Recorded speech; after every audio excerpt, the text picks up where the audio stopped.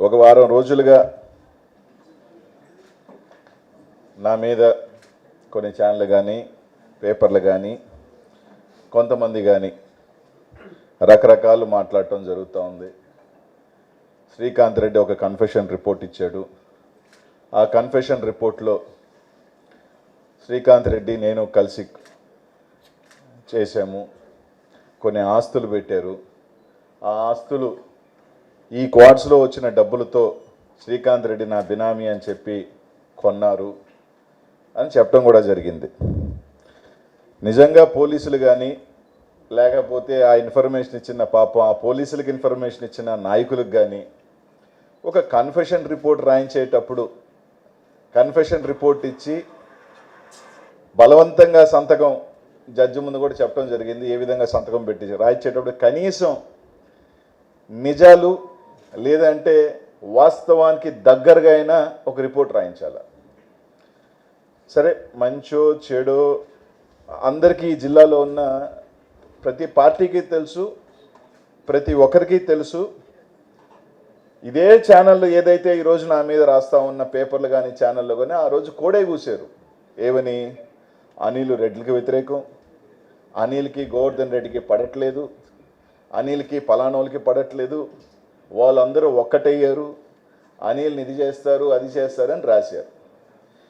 ఇదే ఛానల్ ఈరోజు నేను కాకాని గోవర్ధన్ రెడ్డి గారు కూర్చోనంట మేము ఒక డీల్ చేసినామంట. ఈ జిల్లాలో అందరికీ తెలుసు అబ్బా, నాకు గోవర్ధన్ అన్నకి.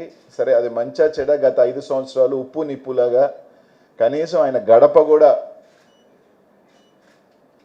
నేను ఆ 5 సంవత్సరాలలో నేను మంత్రి అయిన తర్వాత ఒక్కసారి పోవటం తప్ప ఆ అన్న ఇంటికి కూడా పోలే.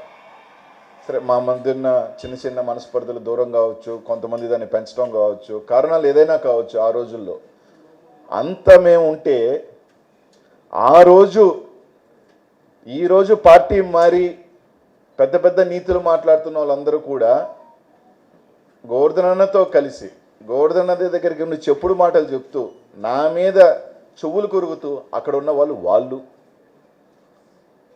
అట్లాంటిది ఈరోజు తీసుకొచ్చి నేను గోవర్ధన్ రెడ్డి గారు కలిసి చేశామన్నదే అక్కడే వాళ్ళు పాపం ఎత్తిపోయినారు. ఎందుకంటే ప్రజలందరికీ కూడా తెలుసు. రెండోది, శ్రీకాంత్ రెడ్డికి సంబంధించిన 3 ఆస్తులు రాశారు. హైదరాబాదు, నాయుడుపేట, గూడూరుకి సంబంధించి నా బినామీ అని రాస్తూనే ఉన్నారు పాపం. ఈ క్వార్ట్స్ డబ్బులు తీసుకొని వచ్చి పెట్టాడంట. సరే, 2023 ఆగస్టులో నుంచి క్వార్ట్స్ మొదలుపెట్టారు, 7 నుంచి డబ్బులు అన్నారు. కానీ వాళ్ళు పాపం కనీసం డేటానా సరిగ్గా తెచ్చుకోవాలి. ఆ శ్రీకాంత్ రెడ్డి వాళ్ళు చెప్తున్న నాయుడుపేట ఎప్పుడు రిజిస్టర్ అయింది? 2022 ఆగస్టులో. హైదరాబాద్ చూపించిన వాళ్ళ స్థలం అసలు లేనే లేదు. గూడూరుకు సంబంధించిన స్థలంలో 4 పార్ట్నర్స్ ఉన్నారు. దాంట్లో వాళ్ళందరూ కూడా విజయవాడకు సంబంధించిన ఒక పెద్ద డాక్టరు, ఇంకొక ఆయన 10 సంవత్సరాల నుంచి రియల్ ఎస్టేట్ వ్యాపారం చేస్తున్న ఆయన, వీళ్ళందరూ కలిసి చేశారు. ఇప్పుడు నాకు ఒక డౌట్ ఏంటంటే 23లో మేము డిసెంబర్లోనో ఫిబ్రవరిలోనో ఆగస్టులోనో చెప్తున్నా మేము వ్యాపారం చేసి పెట్టాము. ఇప్పుడు డబ్బులు తీసుకొచ్చి 22లో కొన్నానా?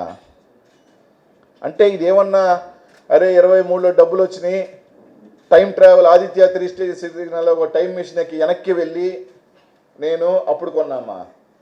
అర్థం కావట్లే. ఇది రాసేటప్పుడైనా కొంచెం ఒక సకంగా రాయాలిగా. ఒక కథ వెళ్ళేటప్పుడైనా ఆ కథ దగ్గరగా ఉండాలిగా. 23లో వ్యాపారం చేస్తే 22 ఫిబ్రవరిలో కొనటం ఏంటి? అసలు ఎంత విడ్డూరంగా ఉంది. రెండోది, ఒకసారి ఆ వీడియో ప్లే చేయండి అబ్బా. నేను 23 అక్టోబర్ 2023 చాలామందికి తెలుసో లేదో నేను పెట్టాను ప్రెస్ మీటు. ఏమని? ఈ విధంగా కొంతమంది తెలుగుదేశం వాళ్ళకి సంబంధించిన వాళ్ళు ఇల్లీగల్ చేస్తున్నారని 23వ తారీఖున 23 అక్టోబర్ నేను పెడితే 23 ఆగస్టు నుంచి నేను చేస్తున్నానని చెప్తారు వీళ్ళు. ఫ్యాక్ట్స్ తెలియకపోతే కనుక్కోండి. లేదు, తుమ్మల తరపుల ప్రాంతానికి వెళ్ళండి. ఆ ప్రాంతంలో గుడి ఎవరు కడతానన్నారు? ఆ గ్రామానికి ఆ జయలక్ష్మి మైన్ ఉన్న దగ్గర రోడ్డు ఎవరు వేస్తానన్నారు? లారీలు తోలుతుంటే అర్ధరాత్రి ఒక అతను లారీలకు అడ్డంగా పడుకుంటే 100కి ఫోన్ చేసి ఆపిన వ్యక్తి ఎవరు? అనిల్ కుమార్ యాదవ్. కాదు, ఇవన్నీ రికార్డ్స్లో ఉన్నాయి, ఇవన్నీ రికార్డ్స్లో లేని కాదు. నేను 23 ఇంకోటి ఇసుక గత 5 సంవత్సరాలలో మన గవర్నమెంట్లో అన్ని టెండర్ బేస్డ్, స్టేట్లో ఒక టెండర్ పిలిచి ఒక ఏజెన్సీకి అప్పచెప్పడం జరిగింది. ఒక ఏజెన్సీ నడుపుతుంటే నేను నెల్లూరు నగరంలో ఎమ్మెల్యే అయితే గూడూరులో ఇసుక చేశానంట. అసలు ఏదైనా ఆశ్చర్యమా? ఒకవేళ నెల్లూరు నగరం పుట్టడంలో కోవూరులో చేశానంటే అర్థం ఉంది, నేను పోయి అంటే గూడూరులో ఇసుక చేశానంట. అసలు ఇంతకన్నా ఒక కథ అల్లటంలో ఇదే పత్రికలు ఛానళ్ళు ఆ రోజు ఏం చేసినాయి? నాకు గోవర్ధన్ రెడ్డికి పడదు, నాకు గోవర్ధన్ రెడ్డికి సెట్ కాదు, ఈ రెడ్డి గారులందరూ అనిల్ కుమార్ యాదవ్కి వ్యతిరేకం, అనిల్ కుమార్ యాదవ్ రెడ్డి గారికి వ్యతిరేకం అని ప్రచారం చేసి ఈ మధ్య ఒక వార్త రాశారు, బయట పడదంట, లోపల ఒకటంట. అనిల్ కుమార్ యాదవ్ ఎప్పుడు ఆ రాజకీయం చేయలే. ఎంత పెద్దోళ్ళైనా సరే గొడవ అంటే గొడవే, యుద్ధం అంటే యుద్ధంలాగే ఉన్నాయి. కాబట్టే నాకు చాలామందితో చిన్న దగ్గరకు కూడా ఏంటంటే నా మనస్తత్వానికి పొద్దున అరుచుకొని రాత్రింటికి పోయి మాట్లాడుకునే మనస్తత్వం నాది కాదు. కాబట్టే చాలామంది కొంతమంది చెవులు కొరికి ఈరోజు నేను ఈ పరిస్థితి దాన్ని తీసుకువచ్చి రుద్దటం. సరే, చెన్నైలో ఆస్తులు కొన్నాడు, హైదరాబాద్లో ఆస్తులు కొన్నాడు, ఆఫ్రికాలో పెట్టుబడులు పెట్టాడు అని రాశారు. సరే, నేను ఒకటి ఇదే ఛానల్ వాళ్ళందరూ కూడా, లేకపోతే ఈ నాయకులు కానీ సోపాస్ ఎవరైతే ఉన్నారో వాళ్ళందరూ కూడా ఈ ఆస్తులు నాయే, 1,000 కోట్ల ఆస్తి ఉందని, గూడూరులో ఉందని, చెన్నైలో ఉందని, బెంగళూరులో ఉందని, ఆఫ్రికాలో ఉన్నాయని, వ్యాపారాలు ఉన్నాయని చెప్తున్నారు కదా. వాళ్ళందరికీ ఈ పత్రికా విలేకరులు మీ ద్వారా నేను చంద్రబాబు నాయుడు గారికి అడుగుతా ఉన్నా, లేఖ కూడా రాస్తా కావాలంటే. 2028 సెప్టెంబర్లో నేను నా రాజకీయ ప్రవేశం, ఈ గంటకి నేను ఇక్కడ కూర్చొని మాట్లాడుతున్న టైంకి, నేను చెప్పేది 2024 గవర్నమెంట్ దిగిపోయిన టైంకి నేను కూడా మాట్లాడట్లా, ఈ గంటకి నేను మాట్లాడే ఈ క్షణానికి మీరందరూ నమ్ముతున్నారు కాబట్టి, ప్రజలను నమ్మించే ఒక కార్యక్రమం చేస్తున్నారు కాబట్టి, మీ పోలీసుల చేతనో, మీ ఎస్ఐల చేతనో, డిఎస్పీల చేతనో మీరు రాయించేది కాదు, ఒక సిట్టింగ్ జడ్జి ద్వారా నేను 2028లో వచ్చిన రాజకీయానికి ఈ రోజుటికి నా ఆస్తుల్లో, నేను సంపాదించిన ఆస్తులు ఆ రోజుటికి ఈ రోజుటికి 2008 సెప్టెంబర్లోకి ఈ రోజుటికి నా ప్రాపర్టీస్లో, నేను అమ్మిన వాల్యుయేషన్ ప్రాపర్టీస్లో ఈ రోజుటికి రూపాయి పెరుగున్నా, 1 రూపీ పెరుగున్నా, మీరు చెప్తున్న అనిల్ కుమార్ యాదవ్ కావచ్చు, నా కుటుంబ సభ్యుల మీద కావచ్చు, మీరు చెప్పిన నా 5-6 మంది బినామీల పేరు మీద కావచ్చు, ఎవరి పేరు మీద ఉన్నా కూడా ఎంక్వైరీ చేయండి. మీరు అంటున్న 1000 కోట్లుంటే 950 కోట్ల అమరావతి డెవలప్మెంట్కి తీసుకోండి, అతి పెద్ద ఫండ్ నేను ఇచ్చినోడిని అవుతా.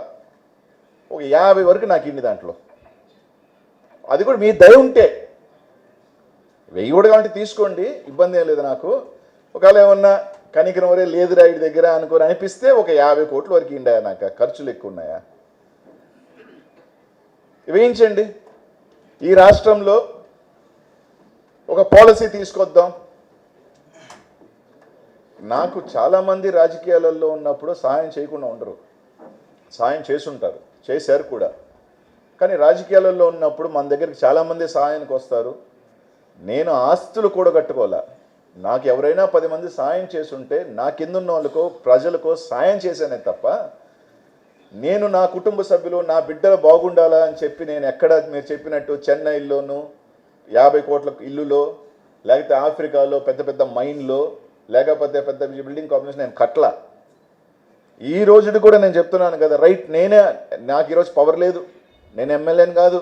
ఒక సిట్టింగ్ జడ్జిని వేసి అనిల్ కుమార్ యాదవ్ ఆ రోజుకి ఈ రోజుకి ఆ రోజున్న ఆస్తులు ఇస్కాన్ సిటీలో ఉన్న పొలాల వాల్యుయేషన్ ఈ రోజు ఎంత, ఈ రోజు ఆయనకు ఆస్తులు ఎంత కొన్నాడు, ఆయనే కాదు మీరు చెప్తున్న ఆయనకున్న 5 మంది ఏదైతే పేర్లు వేస్తున్నారో వాళ్ళ పేర్ల మీద ఆస్తులు కానీ ఎంక్వైరీ చేయండి. ప్రజలకు కూడా తెలియనండి. అనిల్ ఆస్తులు కూడగొట్టుకున్న ఒక అవినీతి పరుడు, 1000 కోట్ల ఆస్తి కూడగొట్టుకున్నాడు తెలియనండి, చెప్పండి, పర్లేదు. మీకే రాసిస్తానని చెప్తున్నాను, అమరావతికి పెద్ద ఫండ్ నాదే అవుద్దని.